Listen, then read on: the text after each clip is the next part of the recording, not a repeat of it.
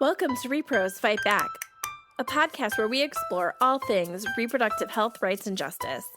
I'm your host, Jenny Wetter, and I'll be helping you stay informed around issues like birth control, abortion, sex education, and LGBTQ issues, and much, much more. Giving you the tools you need to take action and fight back. Okay, let's dive in. Hey rePROs, how's everybody doing? I'm your host, Jenny Wetter, and my pronouns are she, her. So y'all, fall is finally here, and I think I talked about, I know I have, that I'm trying to be better about taking care of my mental health, and that means taking mental health days more often, not just because I need them, but I want to encourage the staff around me at our office to take them as needed. You know, we're all so burned out right now that we just need to do what we can for our mental health. So I'm really trying to encourage that. And I've also been taking days off. I have a bunch I need to take before the end of the year. So I'm just going to be taking random days off to do fun things. So I recently took one on a Friday, and I had like the most fall Friday, y'all. It was so much fun. A friend and I went and we did wineries. So we drank some wine and ate good food. And then we went to go apple picking. And by that, we obviously picked apples out of bins. I was not about to go apple picking. Y'all, I'm 5 foot. It's so much easier to pick them out of the bin. That is how I do apple picking. But so we went and got a bunch of delicious apples. I'm not really sure what I'm going to do with mine yet. I was thinking, one, I've just been eating them, but I think I might make an apple crisp. That sounds like really warm and lovely and fall-y. So I think that's what's going to happen. But we also got apple cider donuts, and I had one of them, and it was delightful. And I got kettle corn, which is also one of my favorites. And then, y'all, I was introduced to apple cider slushies. What? I had no idea such a thing existed, but wow, did I need that in my life. It was everything I wanted and more. It was perfect. Yeah, that made me so happy. And then we went back to my friend's house, and another friend joined us, and we had fall pasta. So I think it was like pumpkin sausage. It was delightful and perfect fall food.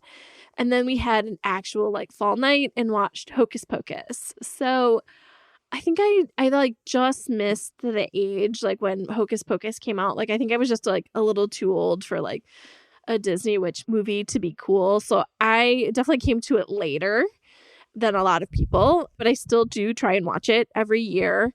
So, but have been thinking about like what Halloween movies do I need to watch this year? So I always try and watch Addams Family and Addams Family Values because they're just my favorite. They are just like perfection. I love them so much.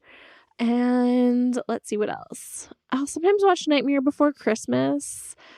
And that's where I'm really at when I think of Halloween movies for me. So if anybody has any other ones that I need to be watching, last year for the first time I watched Halloween Town because Disney Plus had like all of their Halloween things available. So this year I am taking advantage of Disney Plus pulling out all of the Simpsons Treehouse of Horror episodes. And so I've been watching those. I have to say, honestly, one of my very absolute favorite segments they did on that line from the very, very first one in which they did the Raven. I don't know. For some reason, it just makes me so happy. I love it so much. Yeah, so I'll probably be trying to watch some more Halloween type movies. And I would love to hear what other people do. What are y'all doing to celebrate fall? It's honestly like my favorite time of year. I don't know. It just makes me so happy. I am avoiding watching Wisconsin football because they are just not having a good year. But like that's always what I would think of when I would think of fall because I had season tickets for so long when I was growing up and then when I was in college. So like that was what you did on Saturdays, right? We went and pre-gamed and went to the game and had a lot of fun. So like that was what my weekends were based around. So it was really weird when I moved to DC and that kind of fell out of my life. But now I'm picking up other new fun fall things. So, okay, I guess maybe we'll leave it there. Y'all don't want to hear about all the things I did this weekend or whatever. Let's get to the main part. I'm really excited for this week's episode. It like hits all the things that I really love talking about. And so honestly, this whole podcast does. So I guess, this whole podcast is all things I want to talk about. But I'm really excited. We have Becca Andrews with Mother Jones on here to talk about this great piece she wrote on Bible college and purity culture and sexual assault. So I'm so excited to have this conversation. Make sure to go and check out her piece. It's called "They Went to Bible College to Deepen Their Faith. Then They Were Assaulted and Blamed for It." It was really good. It got into a lot of the things about the harms around purity culture and how Title IX failed these people at their school, and how purity culture has really created this environment to perpetuate harm for young women. So it's a great conversation. I hope you all enjoy it. So I guess with that, let's go to my interview with Becca. Hi, Becca. Thank you so much for being here today. Hey, Jenny. Thanks so much for having me. Before we get started, do you want to go ahead and introduce yourself and include your pronouns? Sure. My name is Becca Andrews. My pronouns are she, her. I'm a reporter at Mother Jones magazine, though right now I'm on book leave to write my book about abortion access in the United States and the barriers to access. So I'm super excited to be on this podcast. Oh my God, it sounds like we're absolutely going to have you come back. Please, because I'm terrified no one is going to buy my book about abortion. I don't think you're going to have to worry about that. There's one or two things going on right now that I think is sparking interest. Yeah, that's very true. Okay. So I'm so excited to talk about this article you wrote for Mother Jones on purity culture and sexual assault at Christian colleges, focusing on Moody Bible Institute. But maybe we should take a little bit of a step back. While I think you and I are very familiar with it, maybe we should start with talking about what purity culture is. Oh, absolutely. So purity culture is a thing in evangelicalism where, the women are expected to remain sexually pure. And that doesn't just mean within the context of, intercourse. It's also in the context of the ways that women dress and the ways that they speak. It's about very controlled bodies, very controlled tone of voice, all of that good stuff. It's just expectation basically that women are demure and pure above everything else. Though it also creates this expectation that, if you're in a dating context, the woman is supposed to be the gatekeeper, right? The woman is supposed to be the gatekeeper of sexuality. So it's on her to stop anything before it goes too far. Evangelical men are often told that, from a very young age, actually, which I find really disturbing, that they can't control their sexuality and that it's this deep inherent part of them. And so, which is why so much burden is placed on women, because women are told that they are not inherently sexual, which has its own set of problems. So you set up this dynamic, right, where men are told they can't control themselves and women are told you have to control everything. And so, of course, that leads to some dynamics where, sexual assault happens. Yeah. And I think, purity culture is very much part of the evangelical culture, but it definitely is bled out and is much absolutely bigger. I've talked about that. I went to a Catholic school through K-8. And I think when I have left and learned a lot more about evangelical culture, I saw how much stronger it was there.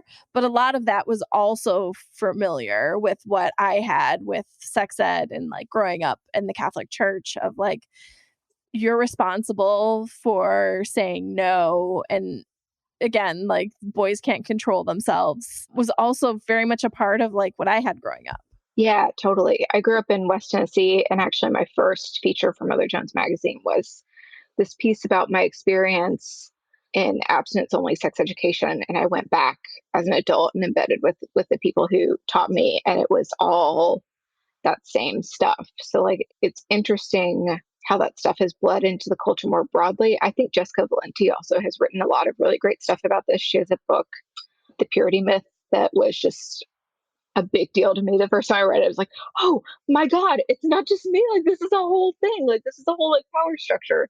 It's crazy when you start seeing it, Well, and that is kind of, I feel like, another part of it too, is that you do feel like it's just you. Yeah. Yeah. I was like, something Like must you're in this be alone. wrong with me as like Yeah. a woman who's also like a sexual being. Like, I must be like deeply flawed and evil. It like, it really fucked me up. I think it fucks up a lot of young women. That's definitely something we've talked about, is like the shame embedded in all of Yeah. this. And like, you know, I've worked in sexual and reproductive health now for a long time, but still some of that like shame and stigma embedded so young, it really sticks with you, even though I know better now, but like it's still there. Yeah. Totally. I'm 30 years old. I write about this stuff for a living and it's still there. Like, it affects me. I'm not past it. Like, I've dealt with it in, a lot of ways, but I can't figure out how to like totally root it out. Yeah. Okay. So that brings us to the piece you wrote about Moody Bible Institute. Do you want to tell us a little bit about the piece and what was going on there? Sure. And we'll link to the piece as well. Oh, cool. Thank you for doing that. So basically, a couple of years ago when the Me Too movement was really ramping up, there was this offshoot of it called Church Too. And I did an investigation into sexual abuse within evangelical circles broadly, in the way that like the Church Too hashtag and the women who were leading Church Too were sort of bringing forth this like deluge of stories, and they were all just like eerily familiar and similar, and it wasn't just women, it was men too. So that's sort of how I ended up looking. That was my first foray, I guess, into this specific subject. Earlier this year, the co-founder of Church 2 emailed me and was like, hey, like, you're someone that I trust. I know that like this has been going on at Moody for a long time. I thought you might be interested in looking at it. It was one of those things where like a lot of it had sort of been happening publicly already. So that was really helpful to me as a reporter. A lot of women had already really come forward and had posted this change.org petition asking the school to address its issues with Title IX and the ways that these women felt they had been mistreated or abused. And also just like not given their like due process, and like not given like their respect of like having their allegations properly investigated and then being protected afterward. So I think in going into this, something that I bring to the table with stories like this is that like I am a former evangelical and I was also sexually assaulted in this context. So like I understand the importance of telling these stories on the terms of the people who have experienced it. Like, so I spent many, many hours with these women on the phone because of COVID, talking about their experiences and just like really digging into what happened in the ways that Moody's Title IX system was, it existed, but sort of in like the barest form of the word, like these women were manipulated out of filing Title IX complaints. They were shamed when they brought Title IX complaints. The dean was very paternalistic and very condescending when they brought issues to him. And it all stayed really framed within purity culture. So, one of the women, Anna Hayward, was punished for being raped. She was put on probation. Just the more that I dug into it, the more I found. I will say they are revamping their Title IX processes. They've had an independent investigation. And I think that a lot of that is great. And it seems like a lot of the recommendations are being taken seriously. And I thought some of the recommendations were good. But I also think that you can't fix this problem of sexual assault in these dynamics without addressing purity culture. And I don't think that they're willing to do that for obvious reasons.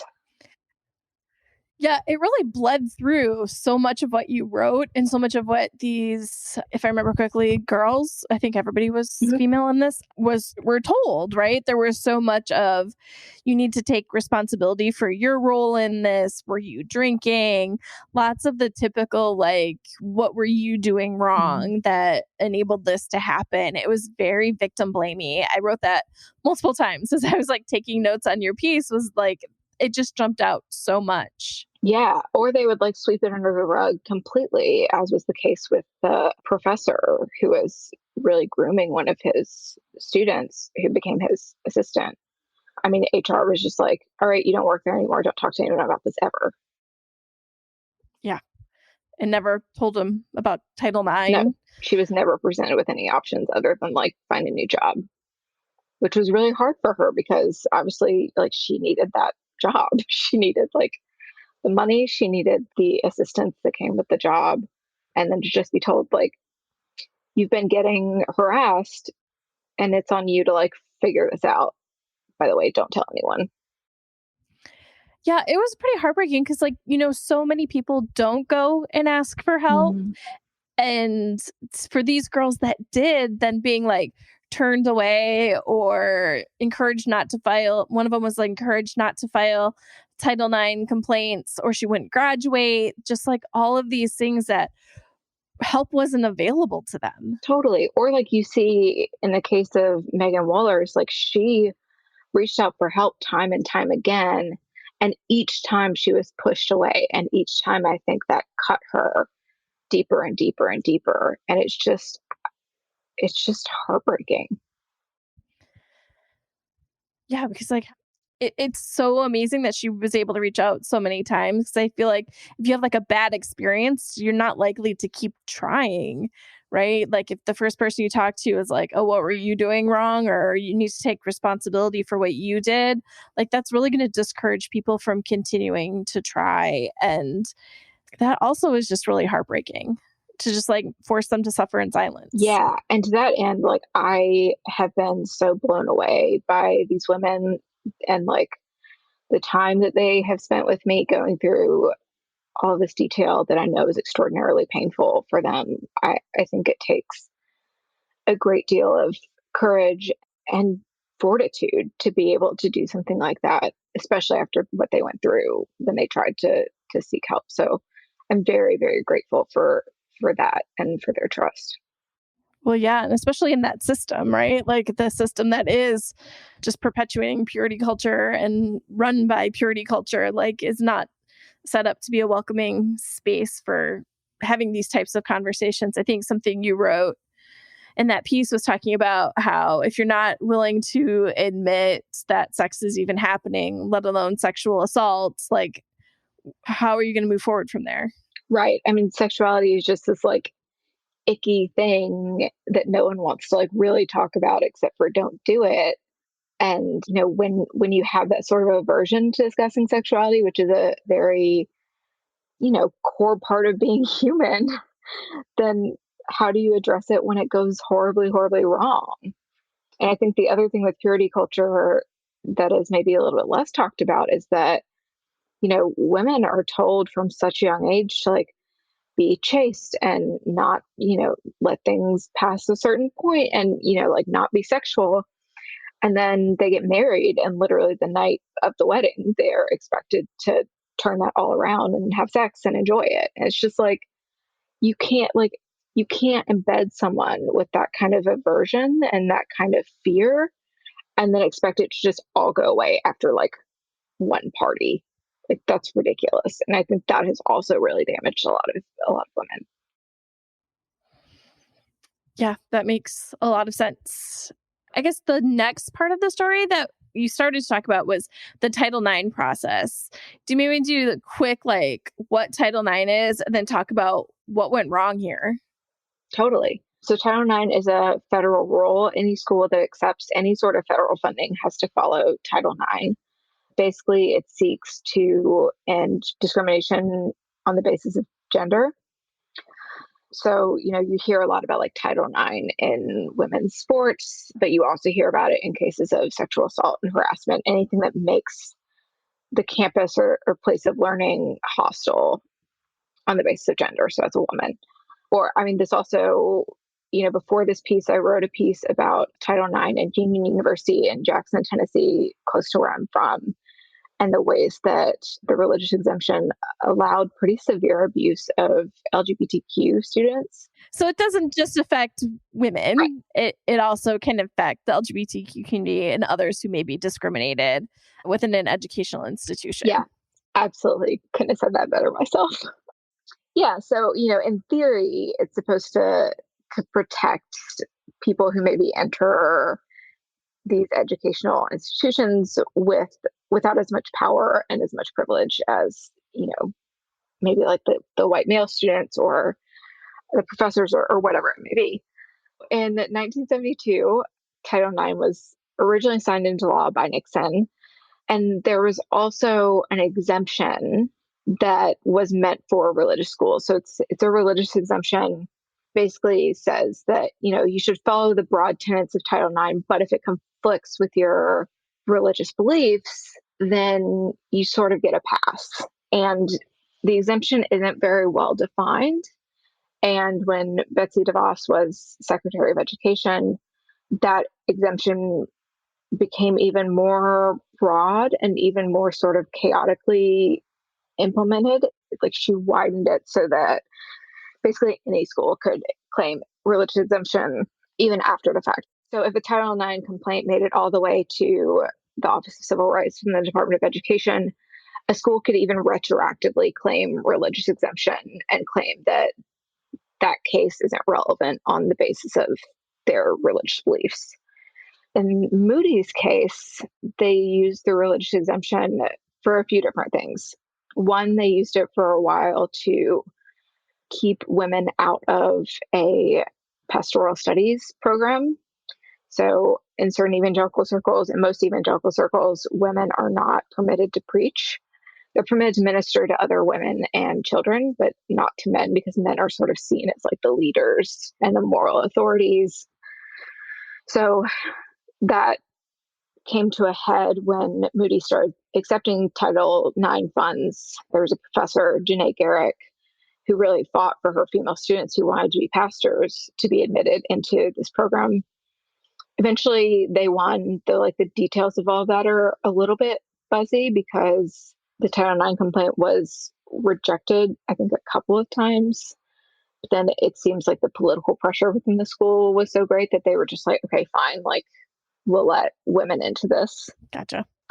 They also have used the religious exemption in a case involving Janae Garrick, where she is saying she was wrongfully terminated from her position on the basis that she was so vocal about gender equity on campus. And she was very forthright about the fact that she is egalitarian, which means she believes the sexes are equal, rather than complementarian, which means it's more of like a separate but equal approach where they think that each gender has specific strengths and weaknesses, and together they come together to form a perfect vision of God. Conveniently, the women are often the ones who are disempowered under complementarianism. Weird how that happens. I know, it's so strange. Yeah, it really seemed to. Everyone thinks that Title IX is there to really help, but when you see these big religious exemptions that allow some of these schools to get away with not helping the women within the school, I don't know, it makes me so sad to feel like we've come so far, but yet looking at some of these more religious schools and seeing, and I'm sure it's not just them, right? Like it's not just them. Oh, it's absolutely not. But this is we're talking about right now, and seeing how in particular it has not been as helpful to women as it has been tried to be. There's a specific cultural context here that we're talking about in the ways that purity culture and this avoidance of sexuality, creates an environment that is directly at odds with ending gender discrimination on campus. But yes, Title IX is not perfect and is not implemented perfectly by any stretch of the imagination. And this is something that there are a lot of really incredible activists working on and lobbying for. So there is that too. Yeah. And if people are more interested in knowing what happened under the Trump administration, we have a couple episodes with Shwali Patel at the National Women's Law Center talking about what the Trump administration did, that I'm sure the Biden administration is trying to fix. Oh, she's the best. She was so good. She's quoted in the Moody piece. I talked to her and I basically called her and I was like, "Will you just explain all this to me? I'm very confused." She's very smart about this stuff. Okay. So what do we do to fix this problem? Like what needs to happen? And I'm sure this is like a multi-level problem, right? There's like Title IX problems, there's purity culture, but you can take whatever part you feel you want to talk about or all of it. Okay. So I will say, like, as a reporter, I'm certainly like a lot better at like documenting the problem Yes. than solving it. Like the advocates and the activists and like the incredible legal minds out there are much more suited to that than I am. I will say that like I don't think that we can address this problem without dismantling purity culture and without really honestly without like valuing women as full human beings. Like the solution really is to just treat women like they're people and to treat LGBTQ plus folks like they're people.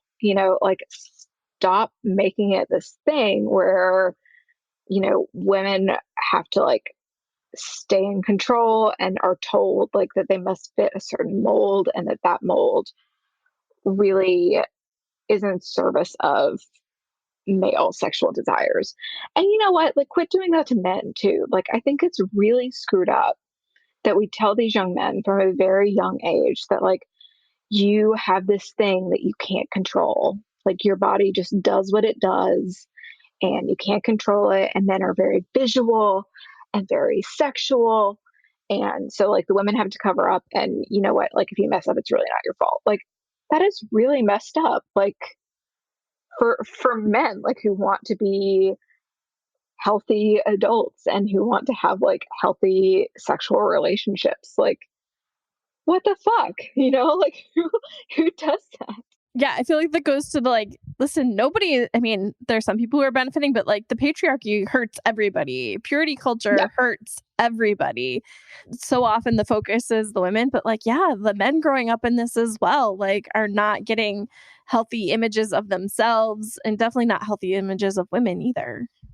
No, totally. And I think that writing about this stuff is sort of hard for me because most of my family, a lot of people that I really love are still evangelical and I do have like a certain amount of respect for the religion that I was raised in, not when it's manipulated to benefit the patriarchy and not when it's manipulated for different political ends to disempower groups of people, but sort of the core tenets of Christianity I have respect for. So I always want to be careful and not be sort of lumping together all people who have these religious beliefs because I do know, a lot of Christians who are incredible and who do really amazing activism and who like put their money where their mouth is. But yeah, like purity culture in and of itself, it's not redeemable. Like there is no part of it that we can take and be like, this is fine and this is in service of a higher power. Like none of it is okay. It's all really screwed up. Yeah, as the saying goes, attack the systems, not the people. Yes, indeed. Okay, so the last question we usually ask people, I know is also probably a little outside of your ballywick, but we're going to ask anyway because I always like to end with actions. So, what can our audience do around these issues? So, you talked about the need of ending purity culture. Is there anything that our audience can do? I mean, I think the best thing that people can do is educate themselves and read about this stuff. Emily Joy Allison, who's quoted in the piece, she is the co-founder of the Church 2 movement. Follow her on Twitter. Like she's just the smartest person that I've ever met about purity culture. She really thinks deeply about this stuff. She's been through it. She's just been an incredible resource. She's also written a book about the Church 2 movement that's very good and I highly recommend it. I think in the end, so much of it is about empathy. And I know that sounds really like cheesy, but I often find myself thinking like it's just if people could just empathize with folks who are different from them and who have different beliefs from them and different ways of living, then that would sort of solve a lot of the problems, right? Like I don't know. I feel like since publishing the story, I've gotten a lot of stuff in my Twitter mentions about like just like really shitty stuff about evangelicalism and Christianity, where it's like, okay, but you're not trying to understand the systems. You're not trying to understand the people caught in them. You're just criticizing something that you don't understand. And that's not really engaging with the problem in good faith. So, I think it's really important to do a lot of listening and a lot of reading if you're not from these communities, and not swoop in with your idea of like what should be done to fix the system. Yeah, and I like how you started with, there's some people who are already doing this good work within the system and trying to change it. So it's good to support them. Totally support them. Yeah. Absolutely. Linda K. Klein also has a book about purity culture and has done like a lot of amazing speaking about it. I think there are a lot of folks out there who are doing incredible work, and not even just around purity culture, but also around like broader inclusion within the church, who are fighting for equal rights for LGBTQ plus folks within the church. And I think that all of that is really powerful and important. For sure. Well, everybody, please make sure to read Becca's piece in Mother Jones. We'll have links to it in our show notes. It's a little long, but it's really good. And it's super long. Sorry. But there's a lot there, and it was a really good read. It took me a long time because I was taking notes, but it's long, but it's not that long. It moves fast. It moves fast. And I think the most shocking thing, I mean, not most shocking, but to me, being from Southern Wisconsin, is I had no idea that Moody was in Chicago. I still can't believe that. That's so surprising to me. I know. It's like so right downtown too. It's weirdly just like tucked into downtown. It's bizarre. I had no idea. No idea. So weird. Anyhow. All this time. No, the more you know, right? Well, Becca, thank you so much for being here. And I can't wait to have you again when you're finished with your book. Good luck. Thanks. I'm really excited. And thank you so much for having me. This was such a pleasure.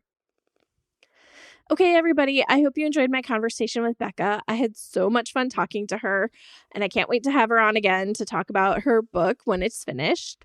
Make sure to go check out her piece, y'all. It's really good. I was so excited to read it. I took so many notes, and I was so excited to have this conversation with her. So I hope y'all enjoyed it as much as I did. And with that, I guess, if you have any topics you'd like us to talk about or any questions for me, always feel free to reach out. My email's at Jennie, JENNIE, at reprosfightback.com, or you can reach out to us on social media at reprosfightback on Facebook and Twitter, or reprosfb on Instagram. Otherwise, I will see y'all in 2 weeks. For more information, including show notes from this episode and previous episodes, please visit us at our website at reprosfightback.com. You can also find us on Facebook and Twitter at rePROs Fight Back, and on Instagram at rePROs FB. If you like our show, please help others find it by sharing it with your friends, and please rate and review us on Apple Podcasts. Thanks for listening.